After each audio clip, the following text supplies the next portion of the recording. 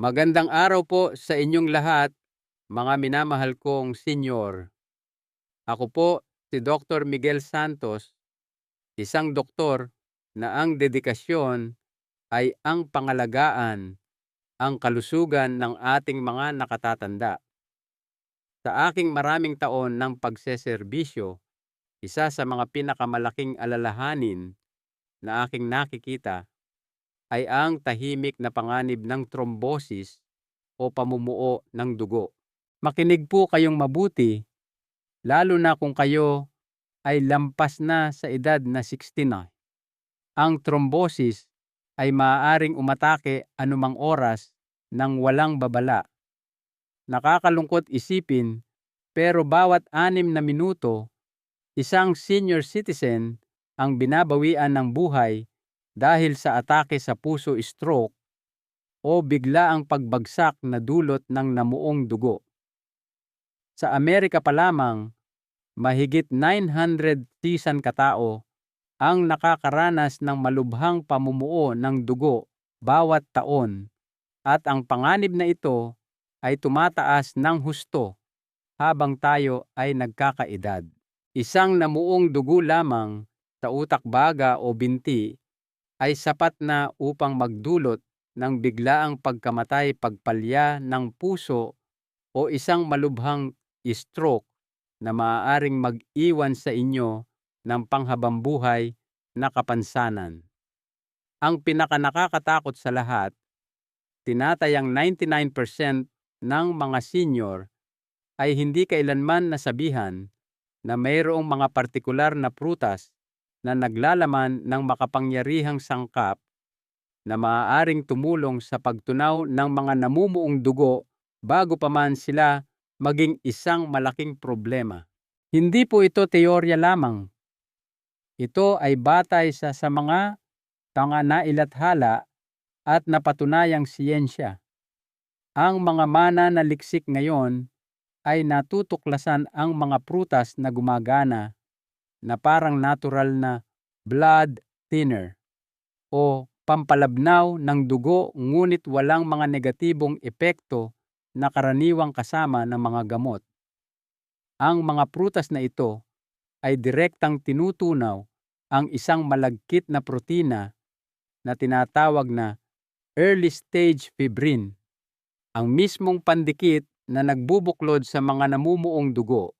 Sa artikulong ito, ililista natin ang 8 prutas mula sa hindi gaanong mabisa hanggang sa pinakamabisa na may kakayahang durugin ang mga namumuong dugo.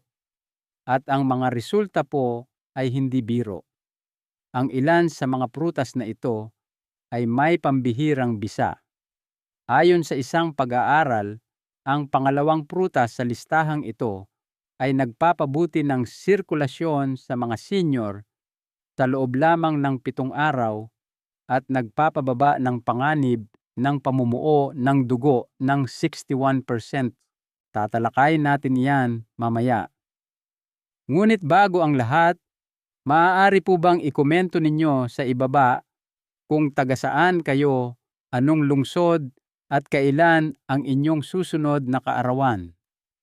Binabasa at sinasagot po namin ang bawat komento. Kaya't huwag na nating patagalin pa. Magsimula tayo sa ating pang-8 prutas. Bagamat hindi ito ang pinakamalakas, mayroon itong sapat na kakayahan upang simulan ang natural na pagpapalabnaw ng inyong dugo sa unang kagat pa lamang. Pang-8, kiwi. Huwag ninyong maliitin ang maliit at mabalahibong anyo ng kiwi. Sa loob nito ay nagtatago ang kakayahang durugin ang mga namumuong dugo.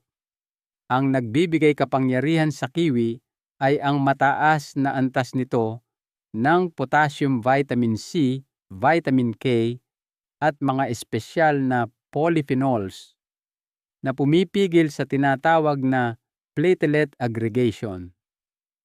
Sa mas simpleng salita, pinipigilan nito ang inyong mga blood cell na magdikit-dikit at bumuo ng mga mapanganib na namuong dugo. Mayroon ding isang sangkap ang kiwi na tinatawag na actinidine na sumusuporta sa mas mahusay na panunaw at pag-relax ng mga daluyan ng dugo, dalawang mahalagang aspeto sa pagpapabuti ng sirkulasyon at pagbabawas ng panganib ng pamumuo ng dugo sa mga nakatatanda. Sa isang napakahalagang pag-aaral sa Universidad ng Oslo, pinakain ng mga mananaliksik ang mga malusog na kalahok ng 2 hanggang 3 kiwi araw-araw sa loob ng 4 na linggo. Sa pagtatapos ng eksperimento, ang aktibidad ng pamumuo ng dugo ng mga kalahok ay bumaba ng 18% at ang pagiging malagkit ng kanilang mga platelet ay nabawasan ng 15%. Ang mga resultang ito ay maihahambing sa epekto ng pag-inom ng mababang dosis ng aspirin, ngunit walang pag-aalala sa posibleng panloob na pagdurugo. Para sa mga senior na umiinom ng gamot para sa presyon ng dugo o kolesterol, ang kiwi ay isang natural na paraan upang unti-unting mapabuti ang daloy ng dugo nang walang mapanganib na biglaang pagtaas o pagbaba. Para makuha ang pinakamataas na benepisyo, kainin ang kiwi ng sariwa at hilaw. Bagamat mas gusto ng iba na balatan ito, ang balat nito ay nakakain at mas marami pang taglay na fiber at antioxidants kaysa sa laman. Subukang kainin ito gamit ang isang kutsara direkta mula sa balat, ihalo ito sa mga smoothie o hiwain at ilagay sa ibabaw ng inyong cereal o oatmeal. Ang pagiging regular sa pagkain nito ay napakahalaga upang mapanatili ang aktibidad ng platelet at bigyan ang inyong katawan ng tuloy-tuloy na supply ng mga sustansyang lumalaban sa pamumuo ng dugo. 1 hanggang 2 kiwi bawat araw ay sapat na. Dahil sa mababang glycemic index nito, hindi nito pinapataas ang antas ng asukal sa dugo, kaya't ito ay isang mahusay na pagpipilian para sa mga senior na namamahala sa diabetes at mga panganib sa cardiovascular. Kung ang inyong sirkulasyon ay hindi na tulad ng dati, kung ang inyong mga kamay ay laging malamig o ang inyong mga binti ay naninigas, ang kiwi ay isa sa mga pinakamadaling paraan upang simulan ang natural na pagpapalabnaw ng inyong dugo. Ito ay ligtas, epektibo at suportado ng tunay na mga klinikal na resulta. Bagamat hindi nito agad papalitan ang inyong gamot, ito ay isang pang-araw-araw na gawi na maaaring maging pagkakaiba sa pagitan ng pangmatagalang pag-iwas at tahimik na panganib. 7, blackberries. Sa kabila ng reputasyon nito bilang isa sa mga prutas na pinakamalinis sa dugo, ang blackberries ay nagtataglay ng ilan sa pinakamataas na konsentrasyon ng natural na anticoagulants sa pamilya ng mga berry. Ang kanilang lakas ay nagmumula sa makapangyarihang kombinasyon ng salicylates, flavonoids, at anthocyanins. Ang mga sangkap na ito ay nagtutulungan upang palabnawin ang dugo, i-relax ang mga daluyan ng dugo, at bawasan ang pamamaga sa ating vascular system. Dahil sa kanilang kulay, mas madilim ang berry, mas mayaman ito sa antioxidants na nagpapabuti ng sirkulasyon. Ang blackberries ay kabilang sa pinakamadilim at pinakamayaman. Ang mga ito ay partikular na kapaki-pakinabang para sa mga senior dahil tinatarget nila ang malagkit na mga platelet at naninigas na mga ugat dalawa sa mga pangunahing panganib sa pamumuo ng dugo. Ayon sa isang pag-aaral noong 2020 na inilathala sa Thrombosis Research, ang pagkain ng blackberries araw-araw ay nagpapababa ng antas ng thromboxane A2, isang kemikal na nagiging sanhi ng pagdidikit-dikit ng mga platelet. Ang mga individual na kumonsumo ng isang tasa lamang araw-araw sa loob ng 6 na linggo ay nakaranas ng pagbuti sa endothelial function o ang kondisyon ng panloob na pader ng mga daluyan ng dugo at isang 19% na pagbaba sa potensyal ng pamumuo ng dugo. Ipinakita ng mga mananaliksik ang malaking nilalaman ng salicylic acid ng prutas, isang natural na anyo ng aspirin, ngunit walang mga side effects sa tiyan na madalas kasama ng gamot sa mga matatanda. Upang makuha ang pinakamaraming benepisyo, kainin ang blackberries ng buo at hilaw. Iwasan ang mga juice o syrup na nagpapataas ng antas ng asukal sa dugo at tinatanggal ang fiber na tumutulong sa kalusugan ng mga ugat. Ang parehong sariwa at frozen na blackberries ay epektibo dahil hindi binabago ng pagyeyelo ang istruktura ng antioxidant. Maaari ninyong pagandahin ang inyong circulatory system araw-araw sa pamamagitan ng pagdaragdag ng isang dakok sa inyong oatmeal Greek yogurt o kahit sa isang mangkok ng mainit na quinoa. Para mas mapahusay pa, patakan ng kaunting olive oil o lagyan ng ilang dinurog na walnuts ang inyong blackberries. Ang mga ito ay tumutulong sa katawan na masipsip ang mga flavonoids at fat-soluble antioxidants. Kung nasabihan kayo na ang inyong dugo ay sobrang lapot o kung mayroon kayong family history ng pamumuo ng dugo or stroke, ang blackberries ay dapat na nasa inyong plato kahit 3 hanggang 5 beses sa isang linggo. Sa ilang mga senior, nagdudulot ito ng mga resultang sapat na malakas upang makipagkumpetensya sa mga gamot na may mababang dosis, habang ito ay natural na matamis, masustansya at madaling ihanda. Bukod pa rito, nagbibigay ito ng dobleng proteksyon na lalong nagiging mahalaga habang tayo ay tumatanda dahil sinusuportahan nito ang pagiging elastiko ng daluyan ng dugo at pag-iwas sa pamumuo ng dugo. Pang-anim, pomegranate granada.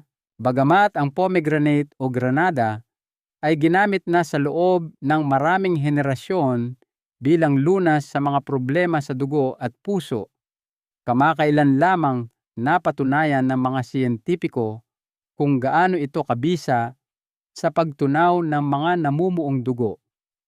Ang nagpapabukod-tangi sa pomegranate ay ang napakataas na antas nito ng punicalagins, mga antioxidant na nagpapababa ng pamamaga ng ugat at nagtutunaw ng mga maagang namumuong plaka. Bukod dito, pinapataas ng pomegranate juice ang antas ng nitric oxide sa dugo na nagpo-promote ng pagluwag ng mga ugat at nagpapababa ng presyon ng dugo na nagdudulot ng pamumuo ng dugo. Para sa mga senior na ang mga naninigas na ugat at malapot na dugo ay maaaring maging mapanganib, ang pomegranate ay tumutulong na palambutin ang mga pader ng ugat habang pinapanatili ang ligtas at maayos na daloy ng dugo.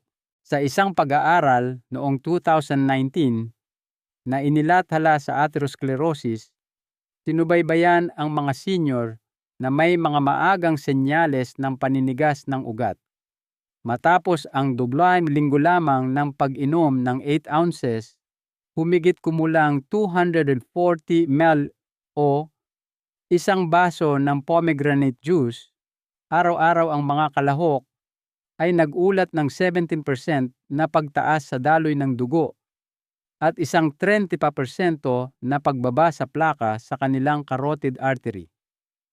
Ang mas mahalaga pa, sa pag-iwas sa pamumuo ng dugo na tuklasan ng mga mananaliksik, ang mas mababang antas ng fibrinogen, ang malagkit na protina na lumilikha ng sapot ng mga namumuong dugo. Kapag mas mababa ang antas ng fibrinogen, nababawasan ang panganib ng biglaang pagbuo ng namuong dugo. Hindi tulad ng mga gamot na pampalabnaw, ang pomegranate ay ginagawa ang mga epektong ito ng banayad at hindi nakakasagabal sa natural na proseso ng pagpapagaling ng katawan. Upang makuha ang buong benepisyo sa pagwasak ng namuong dugo, pumili ng purong pomegranate juice na walang dagdag na asukal o preservatives. Ang mga buto mismo na mayaman sa fiber at mineral ay maaari ring kainin, ngunit ang juice ay nagbibigay ng mas puro at mabisang dosis. Kung binabantayan ninyo ang inyong asukal sa dugo, haluan ng tubig ang juice o ihalo ito sa mga smoothie sa halip na inumin ito ng direkta. Pinakamainam itong inumin sa umaga o pagkatapos kumain kapag ang inyong katawan ay mas handang i-assimilate ang mga sustansya at suportahan ang paggana ng daluyan ng dugo. Ang pomegranate ay pinakakapakipakinabang para sa mga senior na may kasaysayan ng hypertension, mahinang sirkulasyon sa mga binti o mga problema sa memorya na dulot ng kalusugan ng vascular system. Pinapalambot nito ang mga ugat, pinapakain ang dugo, at pinipigilan ang proseso ng pamumuo ng dugo sa simula pa lamang.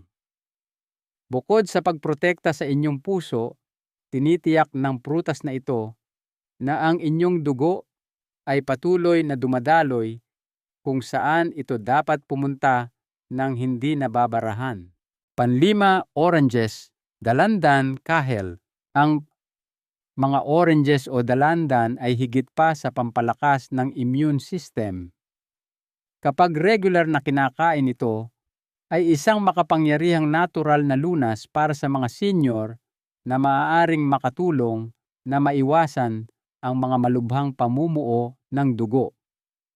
Ang nagpapabisa sa oranges ay ang taglay nitong vitamin C, potassium at hesperidin, isang citrus flavonoid na napatunayang nagpapabuti ng daloy ng dugo at nagpoprotekta sa mga daluyan ng dugo sa pamamagitan ng pagbabawas ng lapot ng dugo at pagpapatibay sa mga pader ng inyong mga ugat.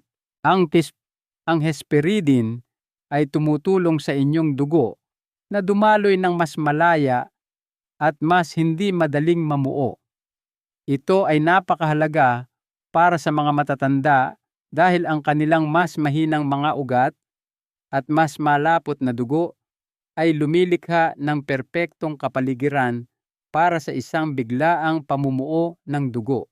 Ayon sa isang pag-aaral noong 2022 na inilathala sa European Journal of Clinical Nutrition, ang mga matatandang kumain ng 2 katamtamang laking orange araw-araw ay nakakita ng 21% na pagbuti sa mga panukat ng sirkulasyon at 23% na pagbaba sa lapot ng dugo sa loob ng 6 na linggo.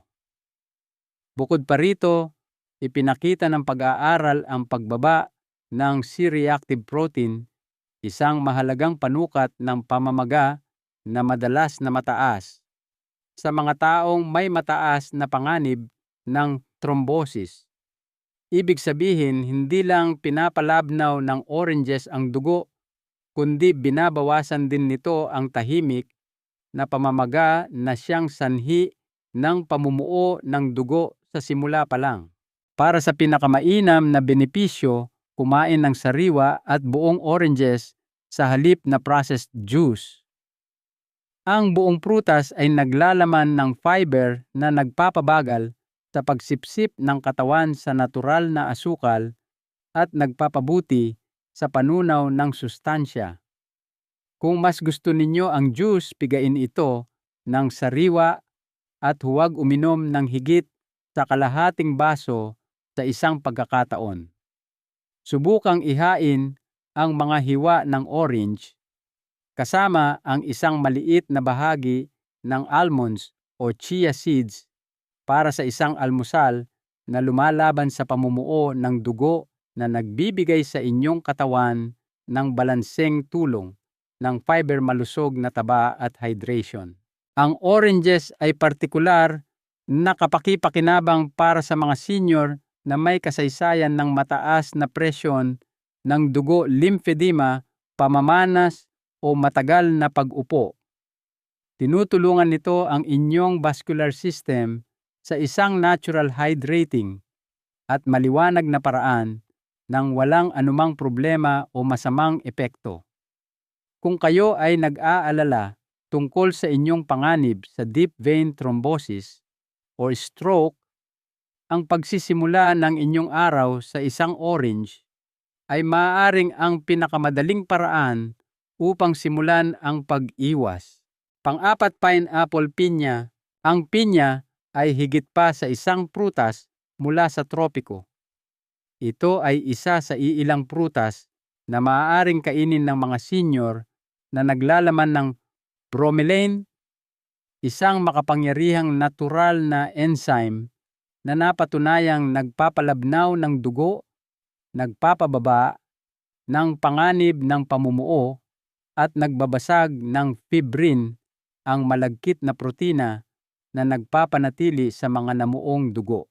Ang nagpapabukod tangi sa bromelain ay ang paggana nito sa maraming antas. Pinipigilan nito ang pamamaga, pinipigilan ang pagdidikit-dikit ng platelet at kahit na tinutunaw ang maliliit na namuong dugo bago pa sila maging problema. Para sa mga matatanda na may huminang sirkulasyon, kasaysayan ng mga problema sa presyo ng dugo o mga nagpapagaling mula sa operasyon, ang pinya ay nagbibigay ng isang banayad na alternatibo sa mga sintetikong pampalabnaw ng dugo para maiwasan ang pag-iipon ng namuong dugo. Ayon sa isang pag-aaral noong 2013 na inilathala sa Planta Medica, ang pag-inom ng supplement na may bromelain ay nagpababa ng aktibidad ng fibrin ng 29% at nagpaikli ng oras ng pamumuo sa mga taong higit sa 60. Sa mga paksang may mga problema sa vascular, nakita ng mga mananaliksik ang mas kaunting pamamaga at pamamaga bukod sa mas mahusay na daloy ng dugo. Bagamat ginamit ang bromelain extract sa pag-aaral, ang buong pinya, lalo na ang pinakagitna o core nito na madalas itinatapon ng marami, ay naglalaman ng natural at madaling makuha na bersyon ng enzyme na ito.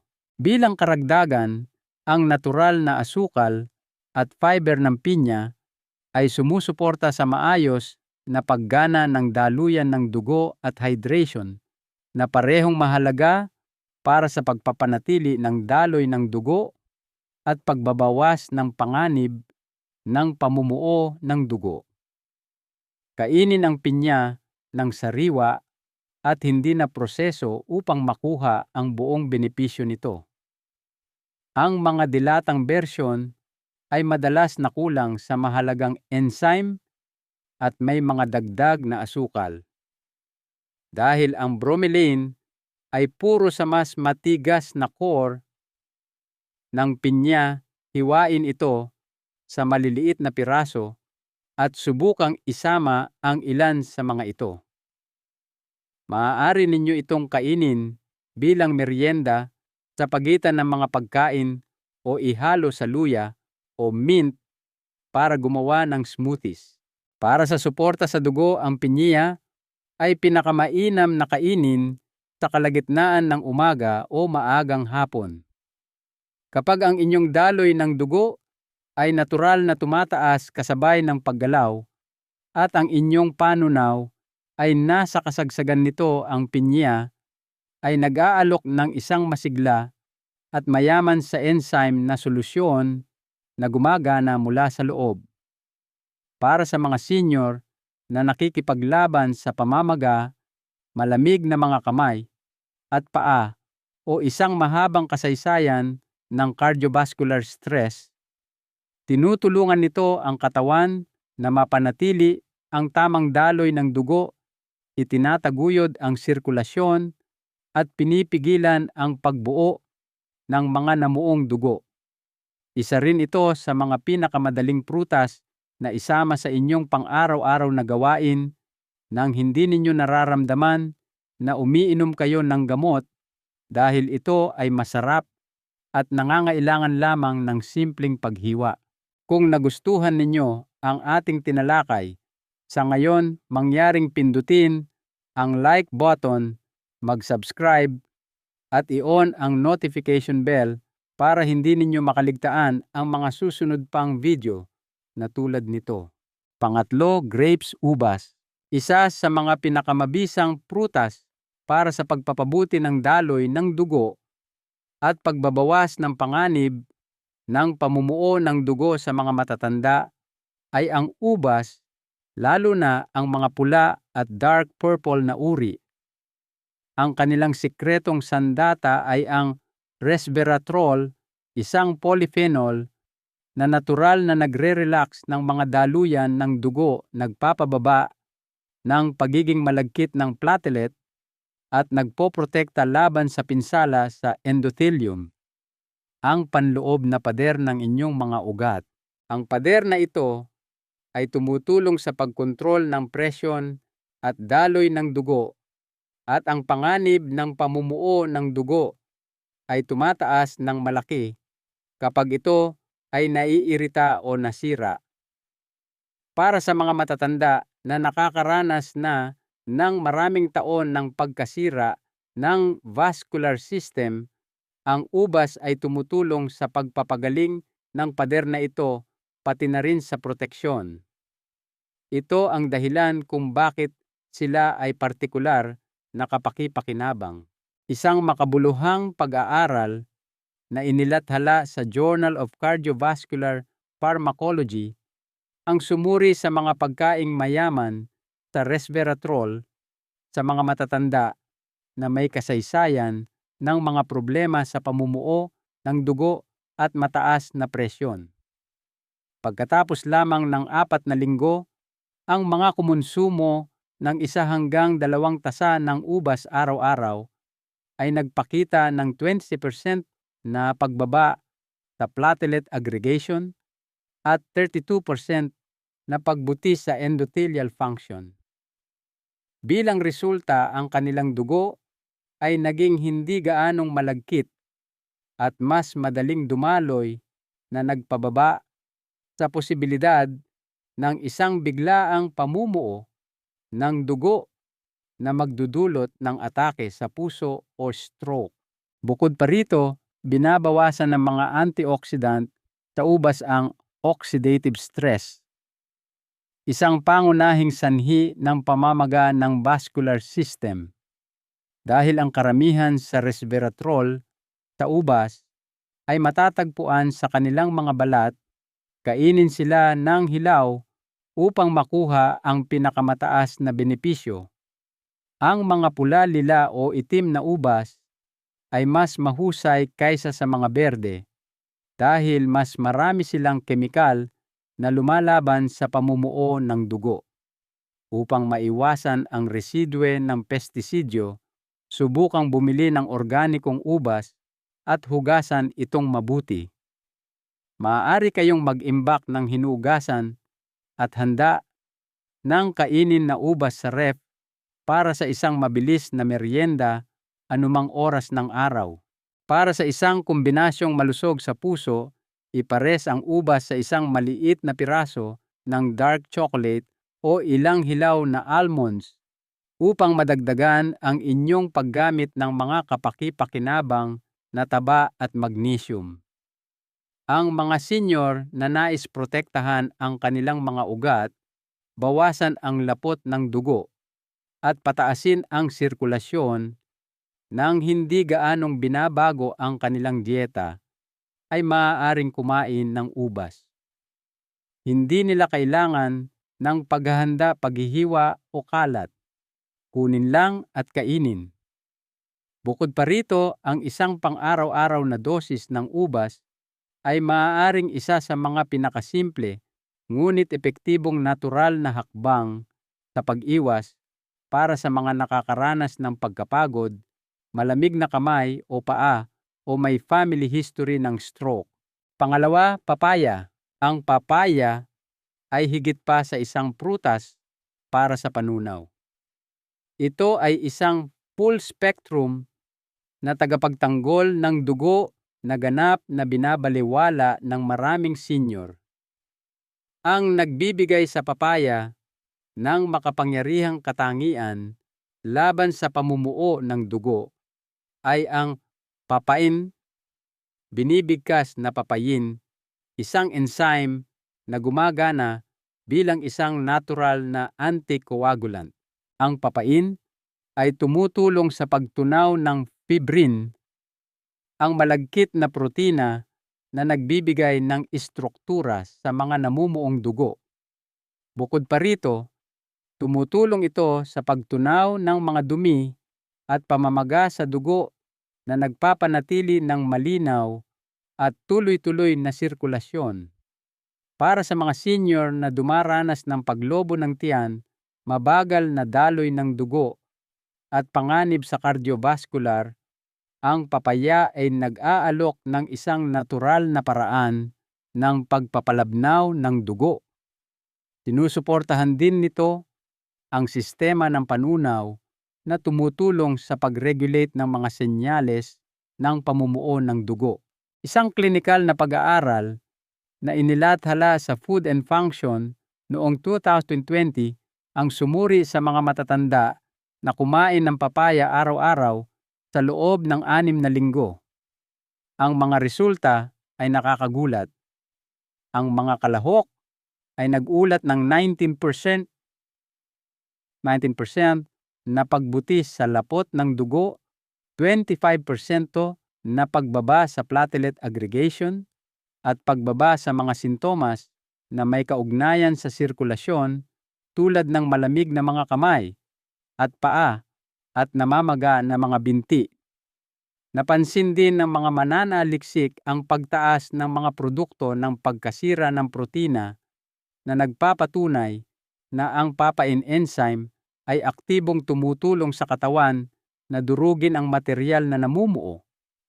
Ang prutas ay mahusay na tinanggap ng mga kalahok, kabilang ang mga may sakit sa panunaw, at ang mga pagbabagong ito ay nangyari nang hindi nangangailangan ng gamot. Upang makuha ang pinakamaraming benepisyo, kainin ang papaya ng sariwa at hinog mas mabuti sa umaga o pagkatapos ng inyong pinakamalaking pagkain. Bukod sa pagsuporta sa pagsipsip ng pagkain, ang enzyme ay pinakamahusay na gumagana kapag nagsisimula na ang panunaw.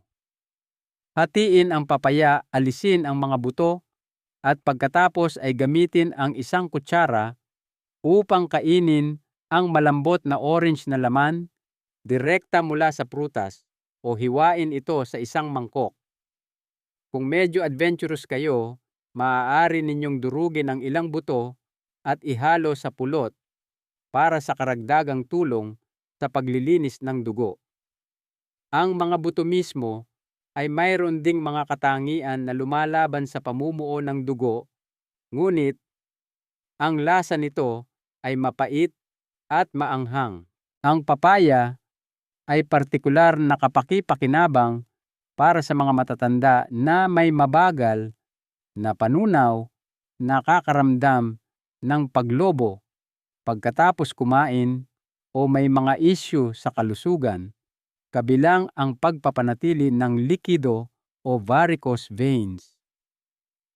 pinapanatili nitong bukas at nababaluktot ang inyong mga ugat, natural na pinapalabnaw ang dugo at tumutulong sa paglilinis ng dugo. Bukod pa rito, dahil sinusuportahan nito ang inyong circulatory at digestive system, nang sabay-sabay tinutulungan ng papaya na durugin ang mga namuong dugo at pigilan ang mga itong muling mabuo. Unang pwesto, grapefruit suha. Nasa tuktok ng listahang ito ang grapefruit o suha sa isang magandang dahilan. Hindi lamang ito isang prutas para sa almusal. Ito ay isa sa mga pinakamakapangyarihang pagkain na lumalaban sa pamumuo ng dugo na maaaring kainin ng isang senior. Ang natatanging sangkap sa grapefruit ay ang naringenin, isang bihirang flavonoid na napatunayang makabuluhang nagpapababa ng platelet aggregation, nagpapabuti ng endothelial function, nagpapababa ng presyon ng dugo at nag-aalis ng labis na taba mula sa daluyan ng dugo. Dahil sa tatlong benepisyo nito, mas manipis na dugo, mas matibay na mga ugat, at mas kaunting plaka, ang grapefruit ay isang mahalagang kaalyado sa pag-iwas sa biglaang pamumuo ng dugo na maaaring magdulot ng stroke o atake sa puso sa mga matatanda. Ayon sa isang pag-aaral noong 2022 na inilathala sa Vascular Health and Risk Management, ang mga senior na kumain ng kalahating grapefruit araw-araw sa loob ng 4 na linggo ay nakaranas ng pinakamalaking pagbaba sa mga marker ng panganib ng pamumuo ng dugo sa anumang buong prutas na may 61% na pagbaba. Ang kanilang platelet responsiveness sa mga senyales ng pamumuo ay kitang-kitang napigilan. Ang kanilang daloy ng dugo ay bumuti at ang mga inflammatory indicator ay bumaba. Napagpasyahan ng mga mananaliksik na pinipigilan ng grapefruit ang pagbuo ng namuong dugo bago pa ito magsimula sa pamamagitan ng pag-arte sa ibabaw ng mga blood cell, pati na rin sa loob ng mga pader ng ugat. Ito ang dahilan kung bakit isa ito sa iilang prutas na maaaring mapabuti ang kalusugan ng dugo sa mga senior kapwa kaagad at sa paglipas ng panahon. Isang napakahalagang paalala: kumain ng sariwa at hilaw na grapefruit para makuha ang pinakamataas na benepisyo. Ngunit dahil ang grapefruit ay maaaring makaapekto sa kung paano pinoproseso ng katawan ang ilang mga gamot, ang mga senior na gumagamit ng partikular na mga reseta, lalo na ang mga statin para sa kolesterol, gamot sa presyon ng dugo, o mga antikoagulan pampalabnaw ng dugo, ay dapat munang kumonsulta sa kanilang doktor. Ito ay napakahalaga para sa inyong kaligtasan. Gayunpaman, kapag pinayagan na ng inyong doktor ang grapefruit, ay may walang kapantay na natural na kapangyarihan sa paglilinis ng dugo at pag-iwas sa pamumuo. Ito ay epektibong lumalaban sa mga kemikal na senyales na nagdudulot ng pamumuo ng inyong dugo. Itinataguyod ang malusog na pagluwag ng ugat at inaalis ang labis na taba na maaaring magdulot ng mga bara. Kung mayroon mang isang prutas mula sa listahang ito na dapat ninyong isama sa inyong dieta araw-araw, ito ay ang grapefruit. Pangwakas na kaisipan mula kay Dr. Santos. Ayan po ang 8 prutas na hindi lang masarap, kundi literal na maaaring magligtas ng inyong buhay. Ang mga namumuong dugo ay hindi gumagawa ng ingay. Sila ay tahimik na namumuo at pagkatapos bigla na lang silang aatake. Ngunit ngayon alam na ninyo ang katotohanan. Hindi ninyo kailangang maghintay na may mangyaring masama.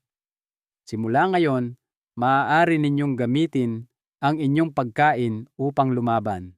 Ang aral dito, mga minamahal kong kaibigan, ay simple ngunit malalim. Ang kalusugan ay isang kayamanan na dapat nating aktibong alagaan, hindi isang bagay na hinihintay lang nating mawala. Ang kalikasan ay nagbigay sa atin ng mga makapangyarihang kasangkapan. Nasa sa atin na ang paggamit sa mga ito. Ang bawat kagat ng prutas na ito ay isang hakbang palayo sa panganib at isang hakbang palapit sa isang mas mahaba, mas malusog at mas masayang buhay. Ngayon, gusto ko pong marinig mula sa inyo. Alin sa mga prutas na ito ang sisimulan ninyong kainin ng mas madalas? Mangyaring iwan ang inyong sagot sa comment section sa ibaba. Binabasa ko po ang bawat isa at sinisikap kong sagutin lahat. At huwag pong kalimutan, kung nais ninyo ng mas marami pang payong pangkalusugan para sa mga senior na suportado ng siyensya at makapagliligtas buhay, pindutin ang subscribe button at i-on ang notifications. Higit sa lahat, mangyaring ibahagi o i-share ninyo ang kaalamang ito sa inyong mga kapamilya, kaibigan at mga kakilalang senior. Ang isang simpleng pag-share ay maaaring maging susi sa kalusugan at kaligtasan ng isang taong mahalaga sa inyo. Maraming salamat po sa inyong panonood at pakikinig. Tandaan, ang inyong kalusugan ay hindi nagpapahinga, kaya't hindi rin tayo dapat magpahinga sa pag-aalaga nito.